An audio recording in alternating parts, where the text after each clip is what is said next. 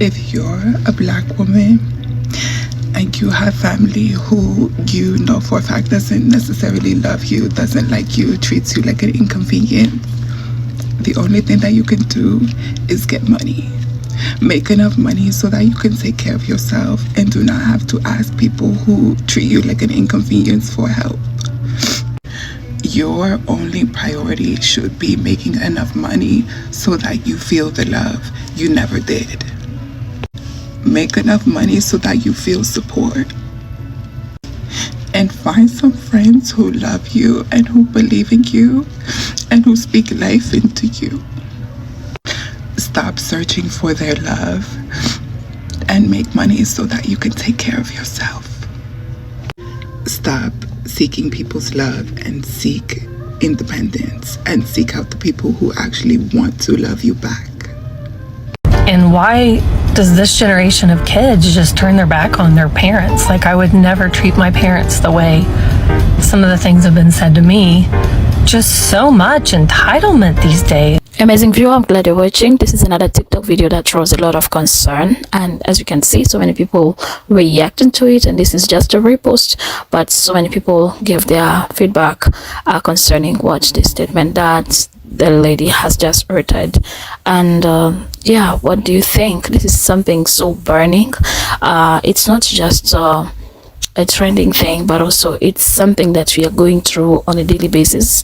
But I have 3 adult children and 2 aren't talking to me. And do I give a damn? Of course I care, but I'm not gonna feed into their bullshit. Is this a conflict of generation, or it's just parents who aren't ready, or children aren't ready to understand their children, their parents? Yeah, let me play this African proverb first. African proverb. There is no need for a man to destroy all beehives just because of a sting from a bee.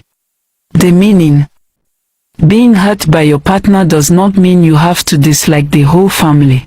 People get hurt, and the best solution is to move on with life. Question is, how do we move with all this hurt inside? How do we move on? That's what I want to understand first. How do we move on? And we move on from where? Like, do we have to find a common ground to understand the differences, or do we just have to sweep things under the carpet and move on that things aren't happening? So what do you think? What is your thought on this? And why does this generation of kids just turn their back on their parents? Like, I would... Cause y'all toxic. Toxic as hell. Lucky we ain't putting y'all in a nursing home. Do you like Britney Spears' parents did her? Shoot. Like, how you get mad because you did something wrong for all these years, and we don't want to talk to you no more when you get mad? How you get mad? How that work? How that work? Somebody tell me how that work. How you mistreat somebody for all these years?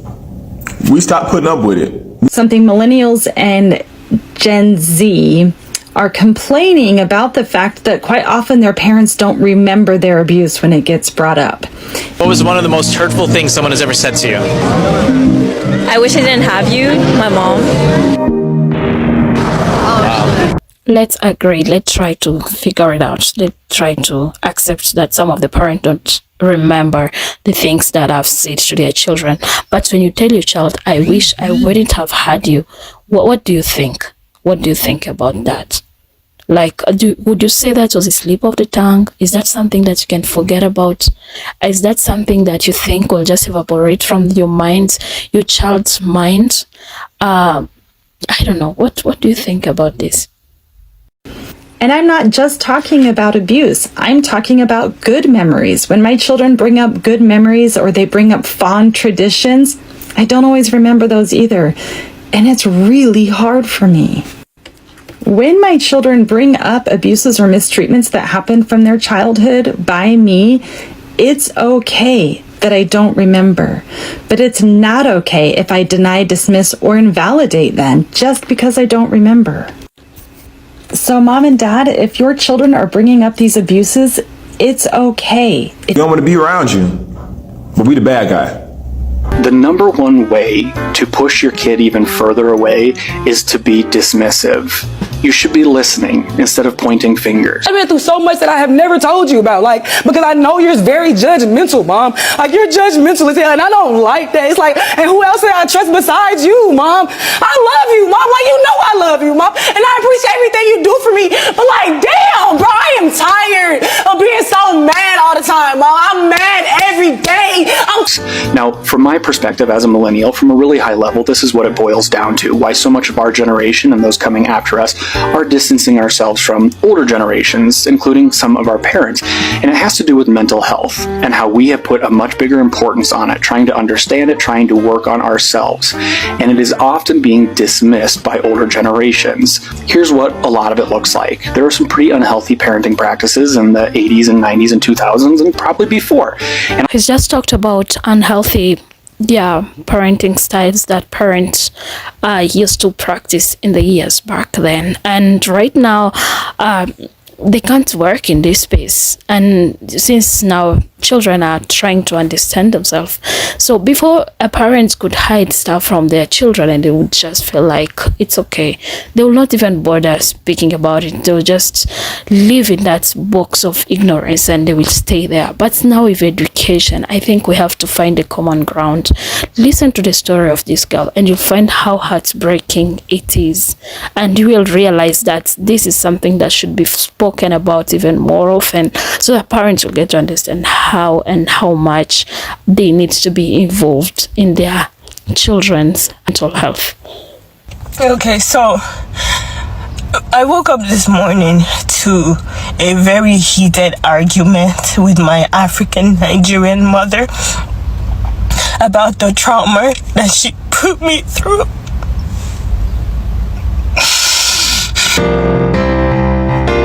About the trauma that she and my dad put me through. How they used to beat the shit out of me as kids. And I'm going to the gym right now because I need to take all this energy off. I already used my Florida water this morning, but I'm just like, I'm so traumatized because they fucked my life up. They treated me like an adult when I was a child. I took care of my siblings. I took them to school. I bathed them. I raised my siblings as of like 10 years old, because as of 9 years old, I was back home. I was taking them to school. I was feeding them. And now I was trying to tell her the things that she did to me and how she ruined my life and how I can't have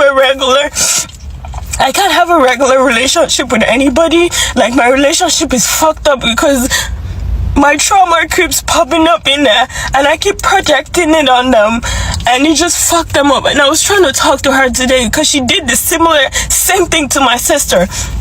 And I told my mother, I said, Mom, the way you're going about this thing, you're gonna lose this girl. She's gonna leave the house, and the same shit she did to me when I left home at 17, you're gonna do it to this girl.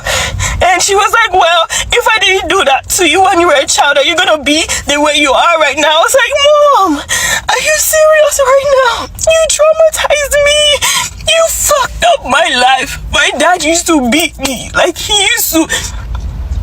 he wouldn't stop beating me until there was blood on my body. I have to stop it at that point.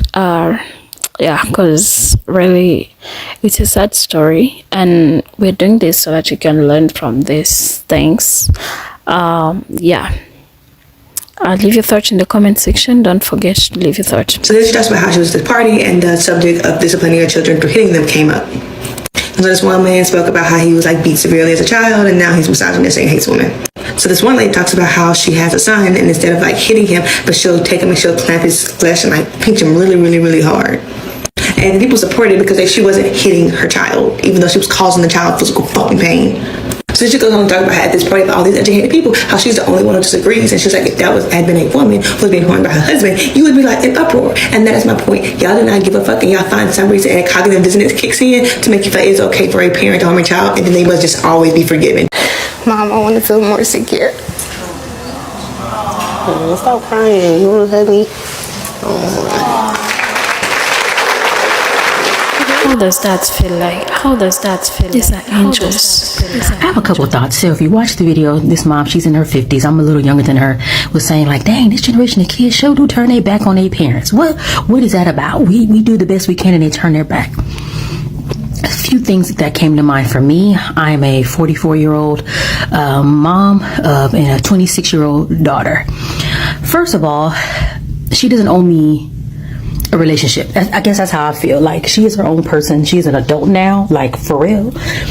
She don't really owe me anything, but I owe her my support. I'm the foundation. I'm the pillar. A colleague told me, your children are like the kite flying in the sky. You're the one holding the string, and if you need to, something's going on, you pull that string in, you bring that child close. That's my job. Her job is to do whatever the hell she want to do. Now, hopefully, if I've done my job right and I am 99 and need her to go to the store, she will do that, right? So I think that's the one thing to start with. The second thing is, you just got to be open with your kids. Listen to them, even if what they're telling you, you're like, what in the world? Because that has happened before. Like, I don't know if I wanted to hear that. You told my producers that your mom said something that really upset you. What was it? She said she hated me and she wished I was dead. Wow. When did she say that? In December.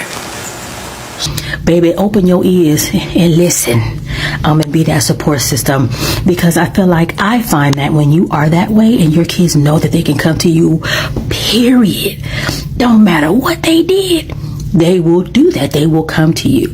But we also have to remember this. 2023 been trash already. 2022 was trash. 2021 and 2020 all trash. Folks are struggling. Our young adult children are struggling. There is a lot going on for them, and sometimes those things are so far, like they're like underwater, and so thinking to call mama or dad is not at the top, and it's really, I feel like, on us.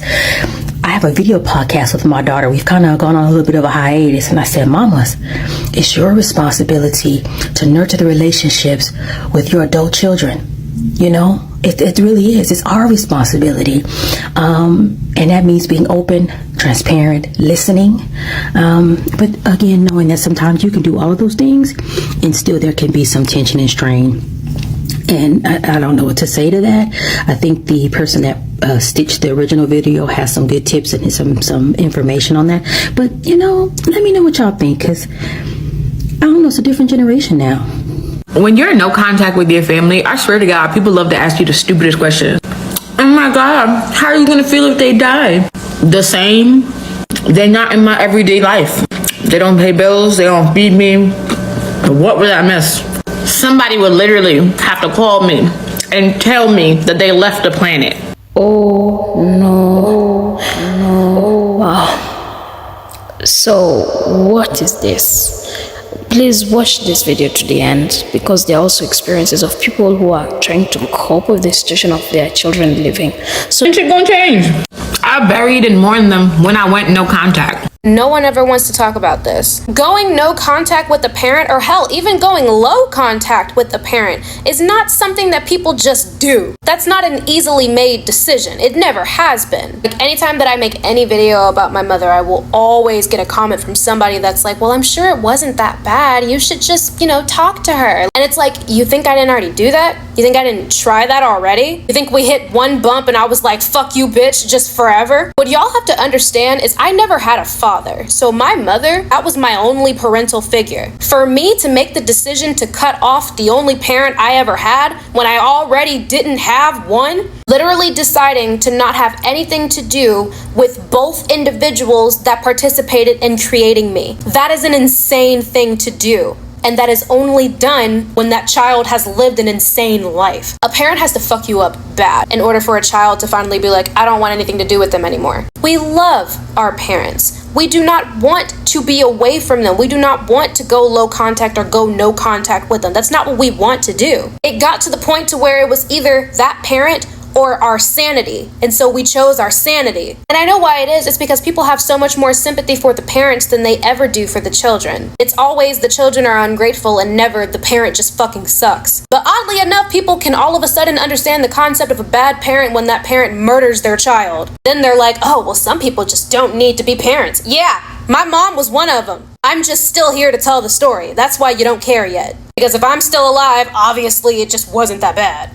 The story of this girl is also so interesting, and people are trying to come back to her like, why can't you, why did you go missing, why this silence for 7 years, can't you forgive your mom and move on? And she was saying she has not yet found that space to forgive her mom because of so many things that she had done to her in the past. So right now she's trying to explain what happened, and though she has not spoken it in depth, but let me just play a little bit of what her experience is. Don't forget, there are people who will help us. For me, the video was about people saying that I should forgive my mom just on the basis that she's my mom. Like, she's your mom, so no matter what she does, you should forgive her. And I don't agree with that. I don't believe that to be true. I think that if someone does something, they should be held accountable. And my mom, over the years, has done many things to me. I could list them all off. Or would you like the after effects? I mean, would you like what I have now? But I do have compassion for what she went through, which has led her to be where she is at. I have compassion for her rough childhood. I have compassion for her not knowing how to, quote unquote, in her words, do better. What I don't have compassion for is that she never even tried to do anything. And that's kind of my mom's whole gag, is making people think that she's doing stuff, but in reality she's just spinning her wheels. Or she throws out information to certain people, but not these people, and manipulates them either against each other or they don't even know. So like, this person's giving her money, this person's giving her money. She's told neither of them that she's gotten money, and yet she's still posting for more people, you know, how rough it is that, you know, she can't afford this or can't afford that. I would want us to reflect on this. She's just mentioned something that I want us to think about. What do you think? Could it be that some parents who are raised in rough childhoods that really parent with parents who are really so toxic, that they also come in with the same thing and they implement the same thing on their children? And here this girl doesn't find it good for her to be pushed to forgive without her understanding, or without her mom maybe realizing that she has hurt her. And what do you think?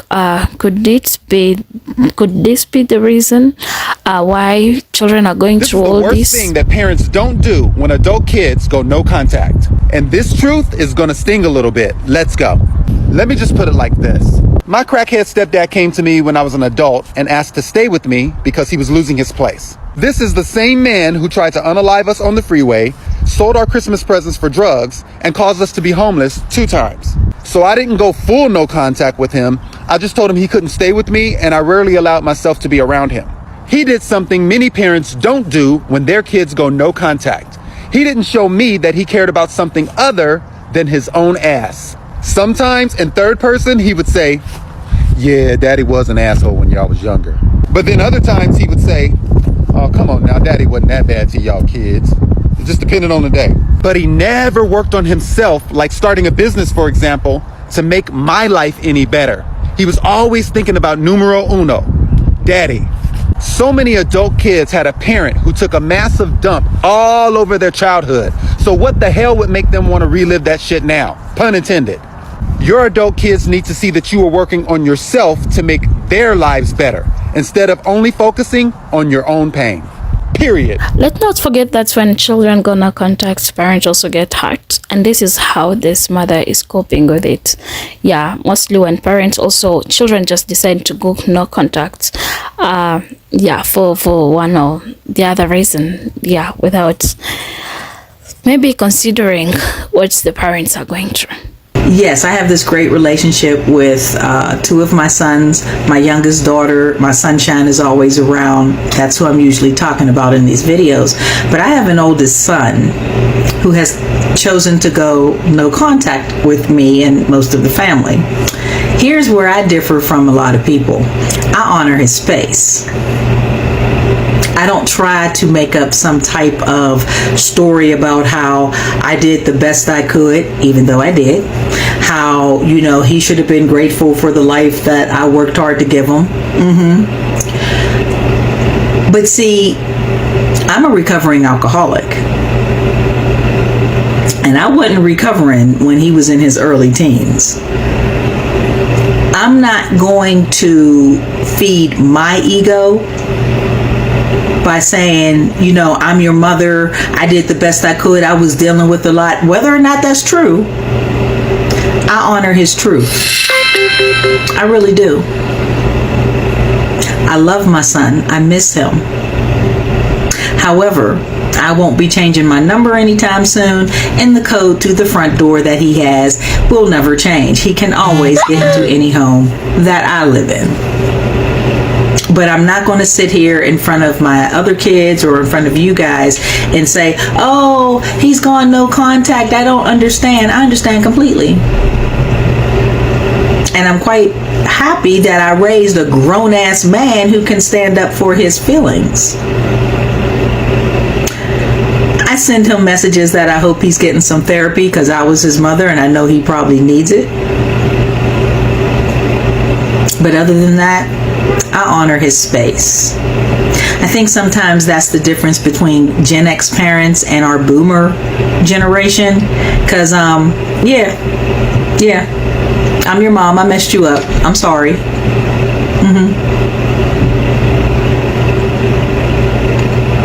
We parent each of our children differently. That's just the truth of it. So one day maybe he'll come back around and we won't be estranged. In the meantime, I just love on the kids that are here and pray to the universe that things will change. Y'all have a good day. I'm glad you watched to this extent. Smash that subscribe button and let's grow this platform.